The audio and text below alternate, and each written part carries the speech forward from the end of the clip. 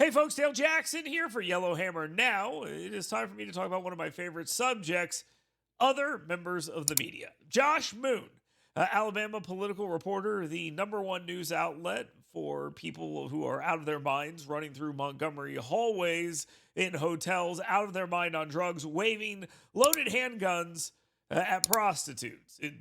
They're the number one consumer of the content on that website, and good for them. The number two consumer are the knuckleheads that make up our elected leaders and their staffs in this state who continue to pay attention to them. But because they do, I have to. And here is a perfect example of how ridiculous that can be. Josh Moon brilliantly writes this Saturday.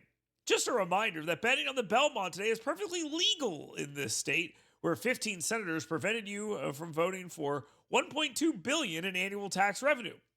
Pick an app. The rest is easy, knowing those bets aren't being placed at Alabama casinos or paying for Alabama kids. Now, of course, what Josh is calling for is more gambling in the state of Alabama for the kids, because things will be so much better for the kids. And let's just say that money came from Alabama casinos. Some of it's lottery and stuff like that. But let's just talk about the $1.2 billion here for just a second.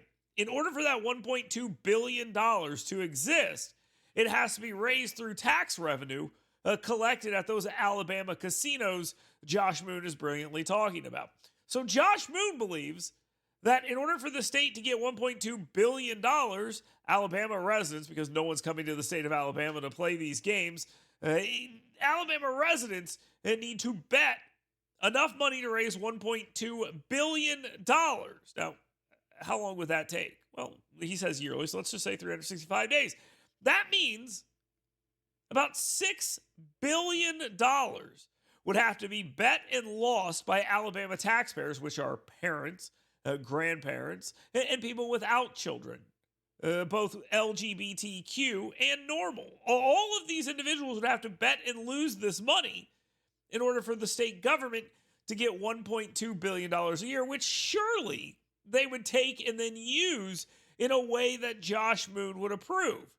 They just pump that into education, all of it, right? That's all. Just go to education, and then everything will be fine. Ignoring, of course, that we have record education budgets in this state, and that still has not, quote, fixed, end quote, Alabama's education system. It's almost as if there's more to it than just what the government spends. This is the same guy that's absolutely furious at Alabama's government for not allowing pornography in libraries and allowing parents to make decisions for their kids in the near future where they can send them to better schools. That's how much Josh Moon loves Alabama's government. And there's more to it than that. Let's just look at the last two tweets I think he sent actually about Alabama.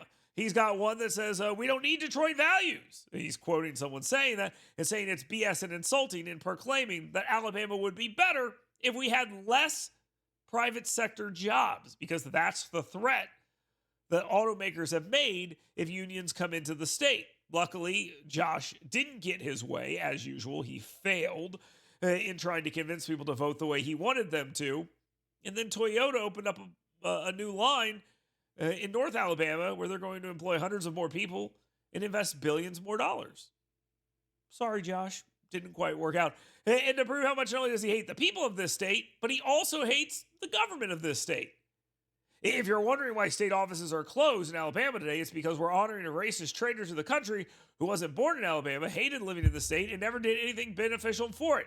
But the holiday demeans black people, so ... Now, of course, he's talking about Jefferson Davis's birthday, and he's suggesting that the state workers that took the day off that day, of course, are doing it to demean black people. They could have gone to work, and they could have continued working on about their business, but they chose to take the day off for Jefferson Davis's birthday. Now, I'm not suggesting that we should even celebrate Jefferson Davis's birthday in this state. I've made it very clear that we should have done is taken Juneteenth and replace Jefferson Davis's birthday with it. If we're going to do something, that would be a good way to go about doing it. But guys like Josh are so ineffective that they actually set that cause back many, many, many, many years. The best thing that Josh Moon could do for the state of Alabama and his desired goals is leave the state and stop talking about the things you want. Nothing you discuss actually gets done. whether it's Auburn football changes or Alabama politics. Have you not understood this yet? That you are a net negative on anything you discuss, except Bill Britt's pocketbook, which still ain't doing all that great.